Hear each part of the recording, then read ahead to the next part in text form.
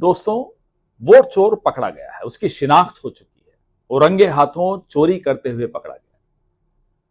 सबूत इकट्ठे हो चुके हैं। राहुल गांधी जी ने कई सबूत सबसे साझा भी किए हैं और कई सबूत आ भी रहे हैं, लेकिन चोर आड़ ले रहा है। चोर बचने की फिराक में है, चोर बच के भागना चाहता है। चोर इतना बौखलाया हुआ है कि गृह मंत्री संसद में गाली गलौज पे उतर आए हैं।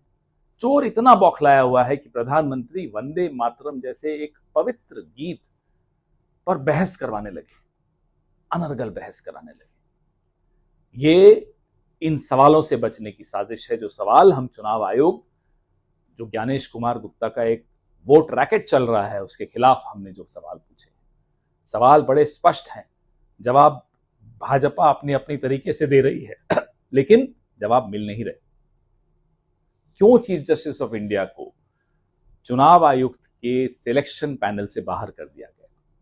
2024 के लोकसभा इलेक्शन से पहले क्यों पूरा कानूनी इम्यूनिटी, लीगल इम्यूनिटी चुनाव आयोग, मुख्य चुनाव आयोग को दे दी गई?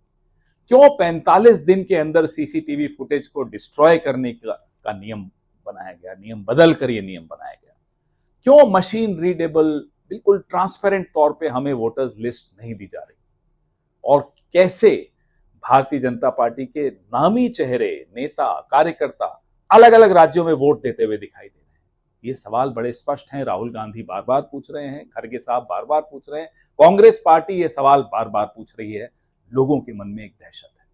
दहशत इसलिए है कि लोग जानते हैं कि उनकी आंखों के सामने, उनकी नाक के नीचे जो हो रहा है वो सबको दिख रहा है। लोकतंत्र की हत्या हो रही है और नरेंद्र मोदी के, अमित शाह के और ज्ञानेश गुप्ता के हाथ लोकतंत्र के खून से रंगे हुए हैं।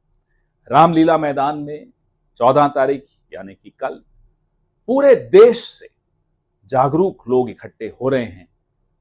वोट चोर के खिलाफ अपनी आवाज बुलंद करने के लिए इकट्ठे हो रहे हैं। आइए, भारी संख्या में रामलीला मैदान में आइए, चोर को भागने नहीं देना। जय हिंद, जय संविधान, जय कांग्रेस।